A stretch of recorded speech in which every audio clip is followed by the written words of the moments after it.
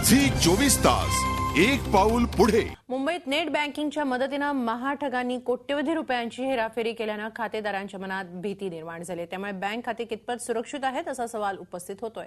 हीच चिंता तुम्हाला सतावत असेल तर काही गोष्टींची काळजी घेतली तर तुम्ही तुमच्या खात्यांना या ठगांपासून सुरक्षित ठेवू शकता। ई बँकिंगमुळे बँकेचे व्यवहार आता एका क्लिकवर आलेत। मात्र यामुळे बँक खात्यांमध्ये हेराफेरी करण्याचं नवं हत्यार फसवणूक करणाऱ्यांच्या हाती लागलंय। त्यामुळे सावधान राहून तुम्ही तुमचा घाम गाळून जमा केलेली खात्यातली रक्कम सुरक्षित ठेवू शकता। सायबर कॅफेतून कधीही बँकिंग व्यवहार करू नका। इथं कदाचित स्पायवेअर सॉफ्टवेअर असण्याची शक्यता आहे। बँकिंग खात्याची माहिती मागणाऱ्या ईमेल पासून थोडं सावध राहा। हा ईमेल हेराफेरी करणाऱ्या व्यक्तीकडून पाठवलेला असू शकतो। कोणत्याही ईमेलच्या लिंकवर क्लिक करू नका। तुमच्या बँकेकडून आलेल्या ईमेल मधल्या लिंकवरही क्लिक करणं टाळा। त्याऐवजी ईमेल लक्षात ठेवून पुन्हा स्वतः टाईप करा।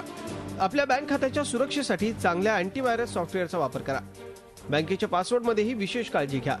त्यात स्मॉल आणि कॅपिटल लेटर्ससह नंबर आणि स्पेशल कॅरेक्टरचा आवर्जून वापर करा। त्यामुळे हेराफेरी करणाऱ्यांना बँक अकाउंट हॅक करणं सहज शक्य होणार नाही। बँकेच्या वेबसाईटच्या लॉग इन पेजची सिक्युरिटी सॉकेट लेअर तपासून घ्या। HTTP सह येस असल्यास तो सुरक्षित आहे। तुमच्या खात्यातून डेबिट किंवा क्रेडिट कार्डनं कुणीही व्यवहार केला असेल तर त्याची माहिती तात्काळ बँकेला द्या। झी 24 तास साठी ब्युरो रिपोर्ट।